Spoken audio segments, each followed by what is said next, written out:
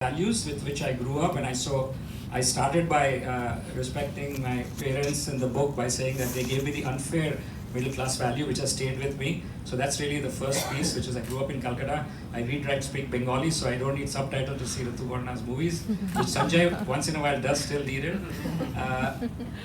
Then after that, I went to university in Austin, which is called University of Texas at Austin after undergrad in India at MS University, Baroda. Went to work for IBM in Houston, and then I got a call that says, hey, we're going to start IBM India again, and we'd like you to go to Singapore.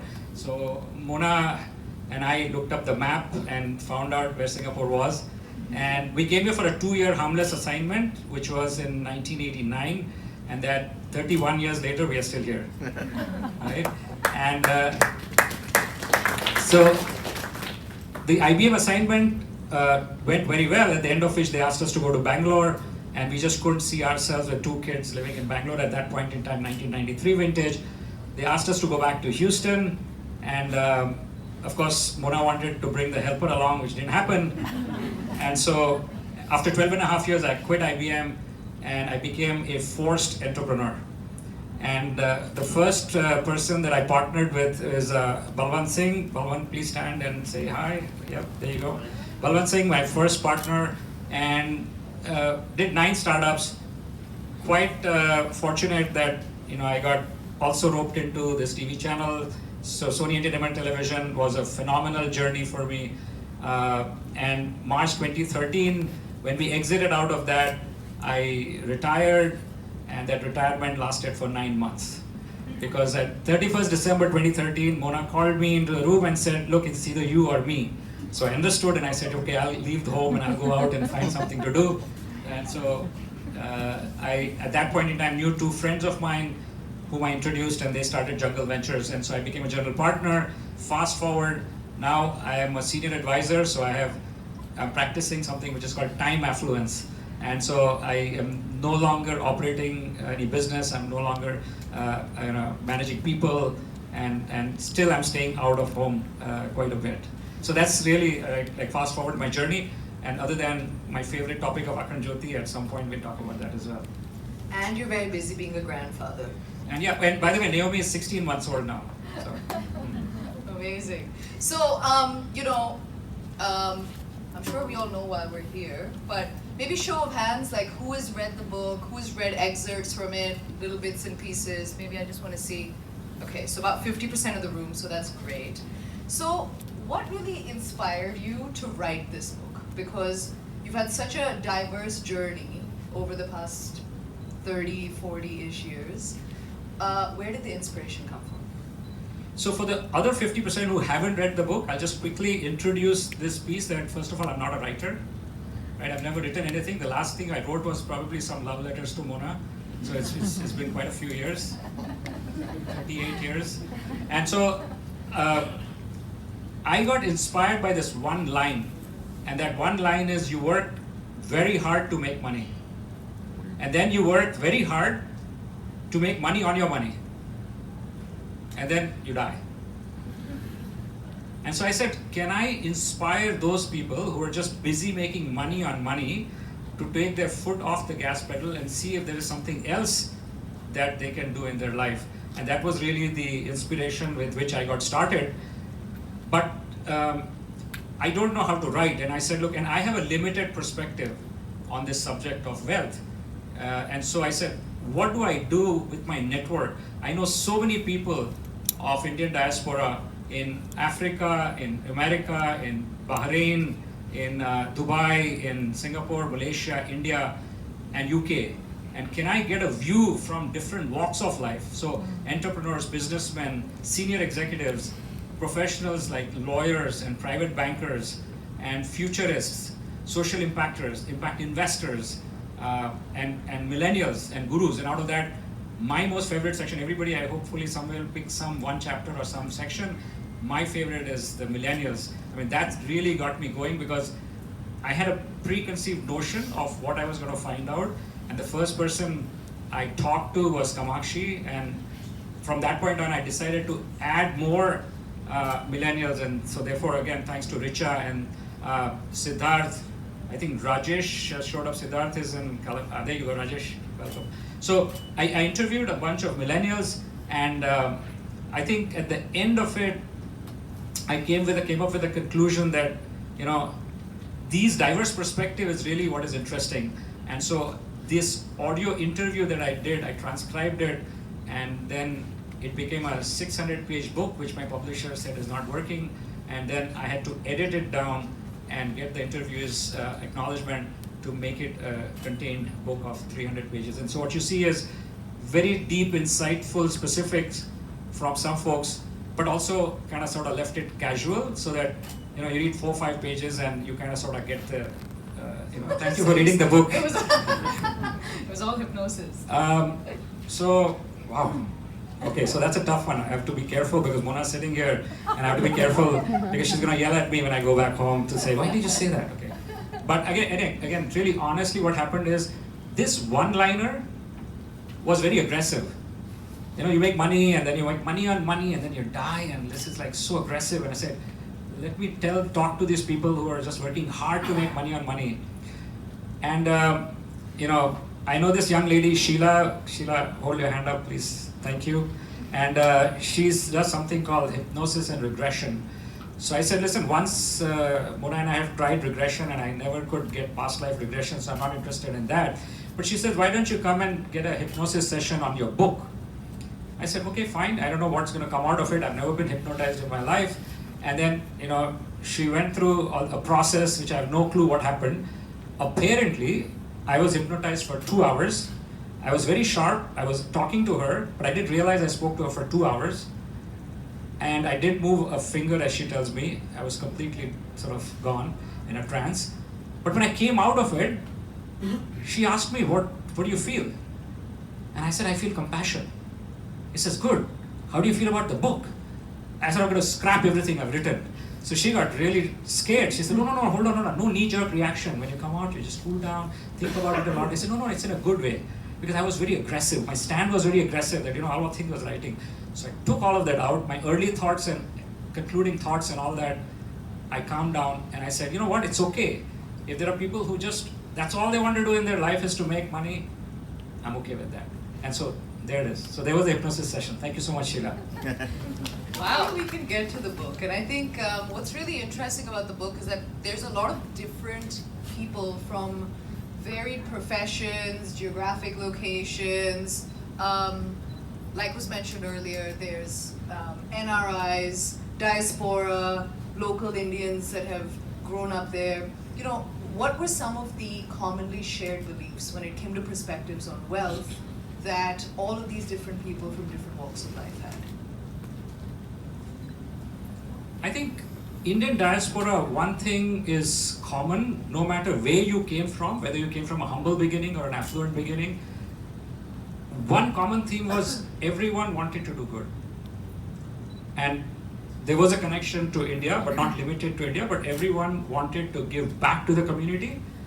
So that was sort of the similarity, and I'll also sort of step in and say the differences as well, which is that different people have different models, right? So if you're a large organization like Chandarya Foundation, or if you're a large organization like Nandan and Rohini Nilekani, who don't know what to do with their money because they start the year with a certain amount of money, they carve out what they want to give, and the Infosys stock goes up, so they're back to even more than what they started with. So they've got a very difficult problem to solve, right? And so that's one set of people. But there are other people who had some ideas and some actions that they are taking on philanthropy, some case studies, which actually resonated with me and resonated with a lot of my friends. So there's a friend of mine who's in the book. His name is Naveen Bhatt, and Maushami Bhatt is here. Now, Maushami, put your hand up so they know who you are. And Maushami and Naveen have this idea where they pick up 2 kids from different cities. So 2 from Ahmedabad, 2 from Delhi, 2 from Bangalore, and they not only pay for the kids' education, but they also visit each other. So the kids come to Singapore and spend time with them, and they go to the kids' homes and spend time with them, right? So it's not just limited to writing check. And this resonated with a lot of people. So there are different models, again, to say that, you know, millennials especially, right? Many of them come up to me and say, you know, we'd love to connect with these folks. Now this is the tall order, by the way, because if the kids are good in studies and they go to US, they're gonna pay for their tuition even to go to US. And they've got 8 kids so far, yeah, and you keep increasing every year. Oh. So well done. Amazing, amazing. So inspiring. So, were you able to answer the question that I think we kind of started this evening with, which is how much is enough? Like, how much really is enough that you can then start to answer what do you do with all this money? Yeah. So I have a view, and then all these folks that I talk to, right, that collective view, one thing that jumps out it is how much is enough is obviously very personal, and it really stems a lot on one side from insecurity, and yet there are people who give away a portion of their salaries and or their assets every year, year after year, year after year, and they are okay with that. And then there is another group which is very rich asset base, right? And for them, it's just one of these things that they just keep going, and they want to get their kids into that business. And not all kids are going into that business, but at least many of them are, the succession plan includes that. And so, how much is enough is not the only reason why the big families keep going. But as far as the rest of us are concerned, it's really a personal issue of insecurity on one side and contentment on the other side, right? Someone like me, so my personal view, I came from nowhere, right? So from a lower middle class family, didn't have enough, and then suddenly I have this massive exit in Sony, and I have no clue what asset allocation means. And there is a private banker. My private banker is here, and he, the bank taught me what all this meant. But how much is enough for me is different, because I don't need that much, right? And so there are people who have material spending and experiential spending, and therefore that how much is enough also sort of weighs in on that. So I think each one of us need to just reflect on that, I think, more than anything. So it's, many friends of mine said, hey, I just heard you wrote this book, what shall we do with all this? But yeah, very simple, give it to me, right? Many friends of mine. I said, yes, absolutely, I want to give it to you, but please come up with a utilization of wealth, right? So if you have a good utilization of your wealth, I'm ready to write a check to you. And so that's it. But how much is enough? Each of us need to seriously reflect on it, and unless there is a certain purpose behind that, I think all of us are very fortunate, especially living in Singapore, that a lot of us do have enough. Yeah, absolutely. And Dad knows how much is enough, right? When do you have the conversation? Now, how do you even bring up that conversation with your kids, with the next generation?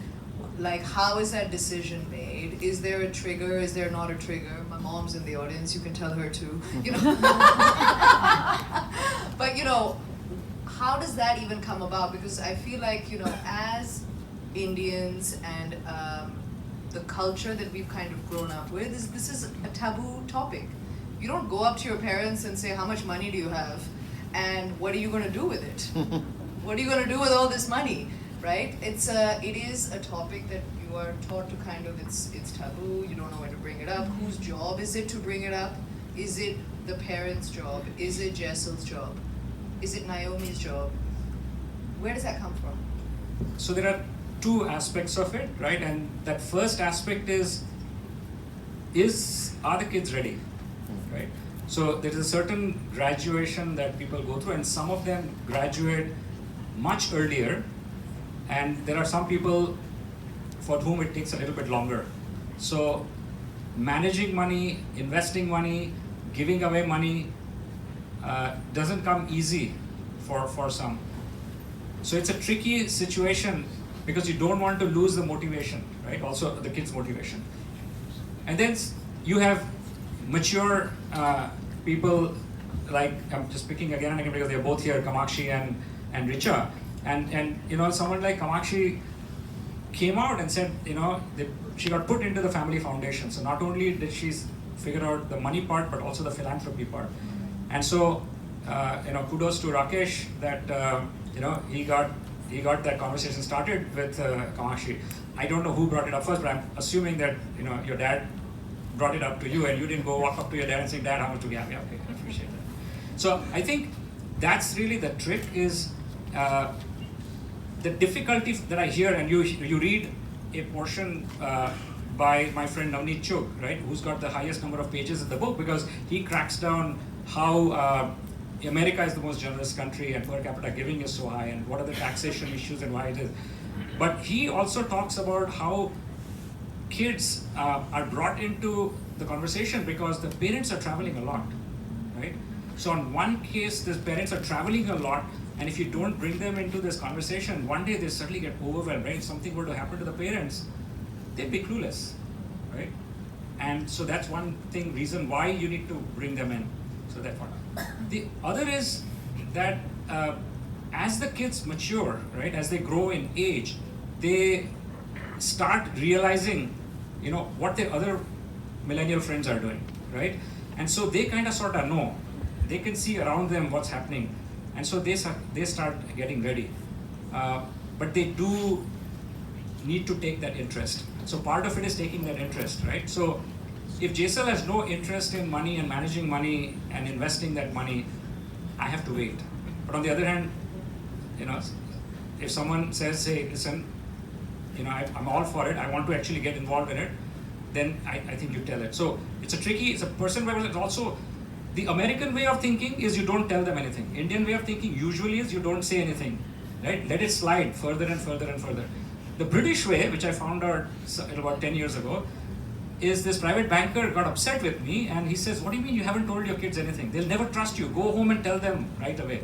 So again, there are two schools of thoughts, and they don't think that motivation goes away. I was quite surprised that when I interviewed the millennials in my book, that they're all looking for purpose, right? And so from that point of view, I feel inspired that, hey, you know what? I think it's okay. We can tell our kids and they will be okay. They won't while away all their money, and they will find purpose for the money. Yeah, because I think typically passing on of wealth can sometimes also have connotations of, doom and gloom or death or other things like that. Inheritance typically is not linked to very positive things unless you can, like in your case, link it to philanthropy and purpose and other things like that. So maybe as a society, instead of linking it to something negative, the sooner we can start to link it to more positive associations, the sooner people can start making impact with that. And so when it comes to the passing on of wealth, what are some of the key considerations that you uncovered in your interviews with people? Again, I think it's when passing of wealth happens, you have a lot of structuring issues also, right? Nobody likes to pay taxes, and especially there are people of American citizen origins, right? And so they have a lot of problems with that. Or there are big family offices, right? So big family offices, the passing of wealth is done a lot more effortlessly compared to other people.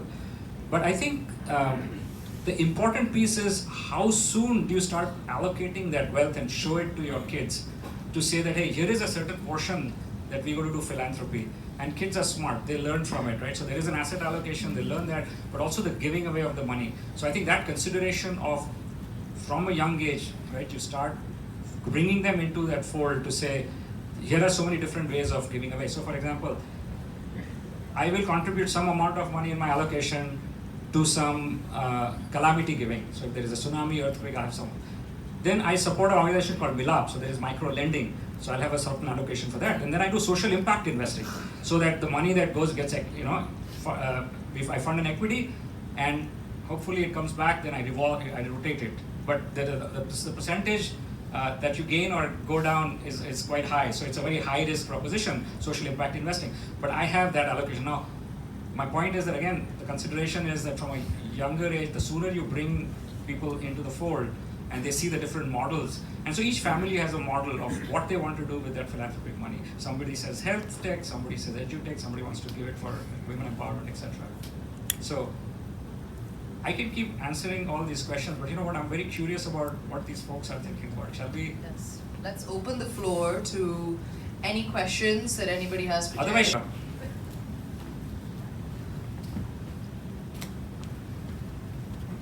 Not one to be shy of the mic. So, Jayesh, so happy to be here. One is, where did you get the title of the book? It is awesome. It is really, really awesome. So one, how did you get that inspiration? And two is, what changed for you after writing the book? I think in some sense you had your journey while writing the book, but what changed for you? Maybe you could just introduce yourself too and Sure. tell everybody who you are and what you do. Jayesh is just a great friend. I've known him from my time in Jungle, and we've just been friends since. So he's been a great mentor to me. Her name is Benka. Thank you, Benka. Title, it's just an epiphany, right? I said, how do you find a title that's sort of intriguing, challenging? What is the first thought that comes to people's mind, and what shall we do with all this money? And again, it's just an epiphany that just happened. It's not something that I kept brooding on.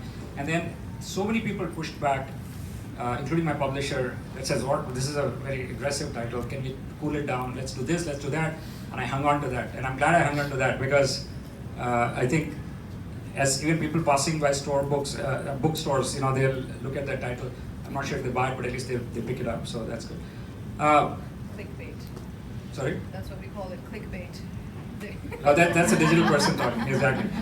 How did it change my mindset was that, right? I mean, one of the things that happened is that I thought I had something that I wanted to influence. Instead of influence, then I moved to inspire after hearing just such amazing stories of folks and what they did and how they did what they did. I think it changed it to inspiration. To say that, wow, there are so many diverse views, right, with this common theme, which is that everyone wants to do good, but that doing good, many people don't know how to start it, right? Or they don't have the trust factor, right?